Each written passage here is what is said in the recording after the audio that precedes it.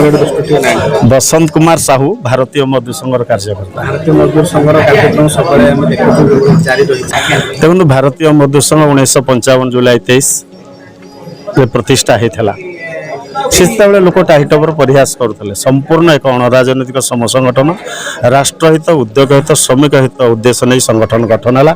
आज भारत वर्षर सर्वश्रेष्ठ सर्वबृहत्तम संगठन विश्वर अद्वितीय संगठन जिते L20 समय 28 देशर लोक आसते जानी भारतीय मजदूर संघर महात्मा। आज 70 वर्ष पूर्ति अवसर जो समारोह कार्यक्रम होते समग्र भारत वर्ष रे पालन करा। आज आम कटक जिला तरफ ब्लड बैंक एम्प्लॉइज यूनियन सहयोग रक्तदान शिविर आज आम करूँ।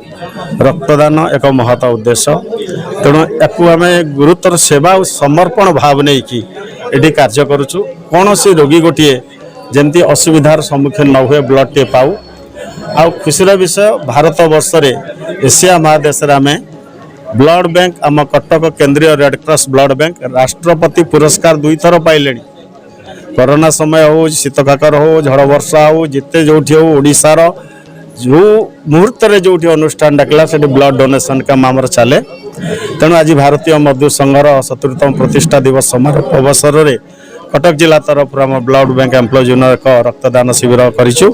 ए विभाग निर्देशक प्रोफेसर डॉक्टर मैंने सब अच्छा सब विभिन्न अनुष्ठान यूनियन सहयोगी मैंने आमर आसपाई आपण मानक बहुत बहुत आम आम संघ तरफ हृदय अभिनंदन। कारण आज बड़ दुनिया है गणमाध्यम जोटा कि सत जिनस लोकलोचन को जाए दिन दुखी दरिद्र खटिकिया मजुर ठूँ आरंभ करके जहाँ जहाँ अधिकार जो मैंने पाइबा चाहती केवल एकमात्र गणमाध्यम जे कि लोकलोचन को समाज सरकार को पाखे पहुँचाए और सचेतनता लोकों भितर आने। रमाकांत साहू एडवोकेट ओडिशा उच्च न्यायालय वर्तमान कार्यरत कटक जिला सभापति भारतीय मजदूर संघ संघरे एवं राज्यर मध्य साधारण संपादक भारतीय मजदूर संघर जो लीगल सेल होती तार साधारण संपादक। भारतीय मजदूर संघर मुख्य नीति श्रमिक हित उद्योग हित राष्ट्र हित। यदि श्रमिक हित हम ताले उद्योग हित हम उद्योग हित है राष्ट्र हित हम। तो मूल मंत्र हूँ राष्ट्र हित हवा दरकार। राष्ट्र जदि हित है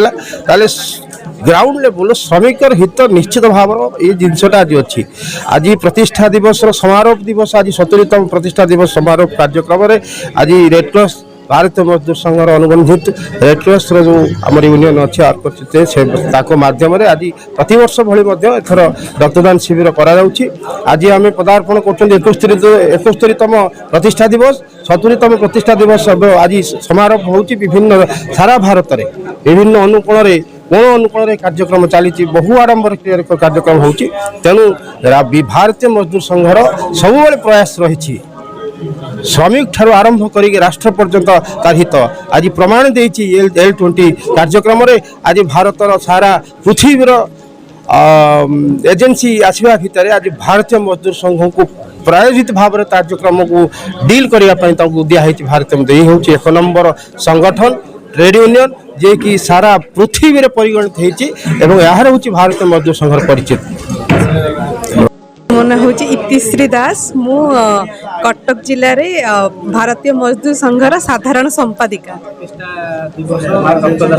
रक्तदान हूँ महदान रक्तदान ठारू जीवन में किसी आमर आउ किसी बड़ दान नाई। एक्चुअली मु भी रक्त दिए किंतु मु जेहेतु 3 मास पूर्व देइछि मोर हेइनी टाइम से आज दे पारिलिनी किंतु मु आज आसीची एठारे प्रेजेंट रही एवं मते बहुत खुशी लगुच जे आमर आज भारतीय मजदूर संघ 70तम वर्ष पूर्ति एत सुंदर कार्यक्रम करुछि जोटा कि समाज को गोटे दिग्दर्शन दौची। आमे तो माने आमर हूँ त्याग तपस्या एवं बलिदान तेणु रक्तदान द्वारा आमे बहुत लोकंकर जीवन बंचाई परिबा। आज दिन को दिन रक्तर आवश्यकता बहुत हेउची तेणु एई सब सुंदर कार्यक्रम माध्यम रे आमे लोक मानकु मध्ये सचेतन करबा सहित आमे समस्ते रक्तदान दबा दरकार।